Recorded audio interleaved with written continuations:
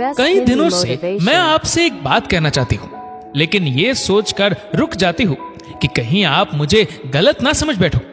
आज मौका पाकर सरिता ने अपने पति आशुतोष के सामने बैठते हुए अपनी मुट्ठी में बंद कुछ टॉफियां वहीं सामने मेज पर रख दी। ये तुम्हें किसने दी? आशुतोष मुस्कुराया। किसी ने दी नहीं है, ये मुझे मिली है पिताजी की जेब से, और ये मुझे पहली बार नहीं मिली है। हर बार जब मैं उनके कपड़े माला को धोने के लिए देती हूँ तो कई सारी टॉफियां निकलती है उनके कुर्ते की जेब से। सुरभि बताती रही और आशुतोष चुपचाप गौर से सुनता रहा, ये जानते हुए भी कि डॉक्टर ने उन्हें मीठा खाने से मना किया है। पिताजी मीठे से परहेज नहीं कर रहे हैं, लेकिन पिताजी घर में तो कभी कुछ मीठा नहीं खाते हैं। आशुतोष ने आश्चर्य जताया। आपको क्या लगता है मैं झूठ बोल रही हूँ? माला अभी तक आई नहीं है, वरना मैं आपके सामने उससे ही पूछवा देती कि ये टॉफियां निकलती कहां से है। कुछ सोचते हुए आशुतोष चुप रहा। बाहर बच्चों की तरह टॉफियां चॉकलेट खरीद कर खाते हैं पिताजी, ये कितनी बुरी बात है। उनके लिए फिजिशियन से लेकर डॉक्टर तक पर हमें कितने रुपए खर्च करने पड़ते हैं, इस बात का उन्हें जरा भी अनुमान नहीं है। तुम इस बात की टेंशन मत लो सरिता, मैं पिताजी को समझा दूंगा। इधर कई महीनों से वो बीमार नहीं हुए हैं, इसलिए तनिक लापरवाह से हो गए हैं। तनिक नहीं, काफी लापरवाह हो गए हैं पिताजी। आप पहले की तरह उन्हें अपने साथ हर रोज दुकान पर क्यों नहीं ले जाते? कह तो तुम सही रही हो सरिता, पहले वह मेरे साथ दुकान पर बैठते थे तो मेरी आंखों के सामने रहते थे और मैं भी चिंता मुक्त रहता था। लेकिन डॉक्टर के कहने पर मैंने उनकी सेहत का ख्याल रखते हुए सुबह शाम उन्हें पार्क की खुली हवा में टहलने की सलाह दी थी। आजकल वह काफी तरोताजा भी तो रहने लगे हैं, लेकिन उनकी इस लापरवाही का क्या? वह अपना ख्याल तो बिल्कुल छोड़ चुके हैं। अब तो उन्हें अपने मेहनत से कमाए रुपयों का भी कोई ख्याल नहीं है। आखिर तुम कहना क्या चाहती हो?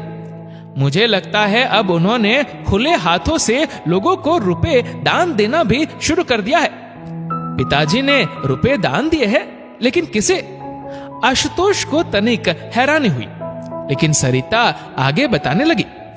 पिछले हफ्ते किसी बैंक खाते में पिताजी द्वारा जमा किए गए रुपयों की एक पर्ची भी आज उनकी जेब से मुझे मिली है।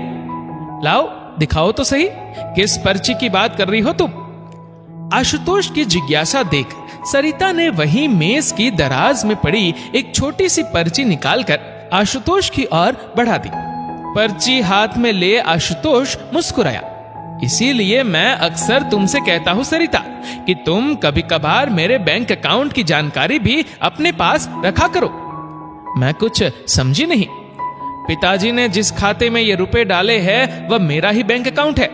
पिछले हफ्ते जब मैं शहर से बाहर था, मुझे दुकान पर आए माल का भुगतान करने के लिए तत्काल कुछ रुपयों की जरूरत थी और उस वक्त मेरे खाते में रुपए कम थे, इसलिए मैंने पिताजी से कुछ रुपए अपने खाते में डालने को कहा था।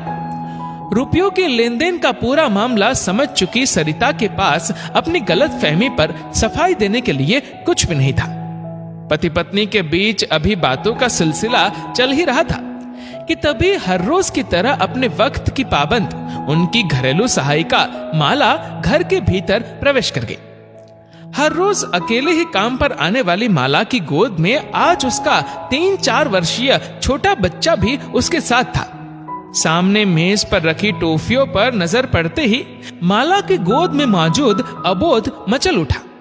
बच्चे पर नजर पड़ते ही सरिता ने मेज पर से उठाकर वह टॉफियां बच्चे की ओर बढ़ा दी। जब बच्चों के खाने की चीजें बुजुर्गों को पसंद आने लगे तो इंसान रोक टोक करे भी तो कैसे करे।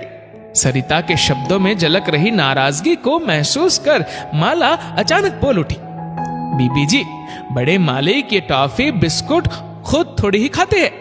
मैं कुछ समझी नहीं। वो तो पार्क में आने वाले गरीब बच्चों में सब बांट देते हैं। कई बार पार्क में खेलते वक्त मेरे इस गोलू के हाथ पर भी बड़े मालिक टॉफी रख देते हैं। वरना हम जैसे गरीबों के बच्चों के लिए रोटी नसीब होना भी बड़ी बात है बीबी जी। इन्हें टॉफी बिस्कुट खरीदकर कौन खिलाए? भला हो बड़े मालिक का, बच्चों की दुआएं लगे उन्हें, वो 100 साल जिए। ये कहते कहते माला की आंखें भर आई।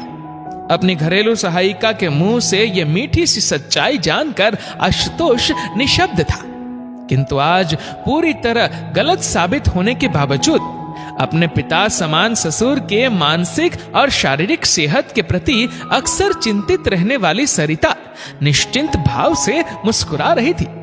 आखिर डॉक्टर ने उन्हें मीठा खाने से परहेज बताया था, जिंदगी में मिठास घोलने से नहीं। दोस्तों, इस वीडियो को लेकर आपकी क्या राय है नीचे कमेंट करके जरूर बताइएगा। और अगर आपको वीडियो अच्छा लगा हो तो इस वीडियो को लाइक करेगा, शेयर करेगा ज्यादा से ज्यादा लोगों तक, और ऐसे ही और भी इंस्पिरेशनल वीडियोस के लिए सब्सक्राइब करें हमारे यूट्यूब चैनल को और फेसबुक पर फॉलो करें हमारे पेज को। धन्यवाद।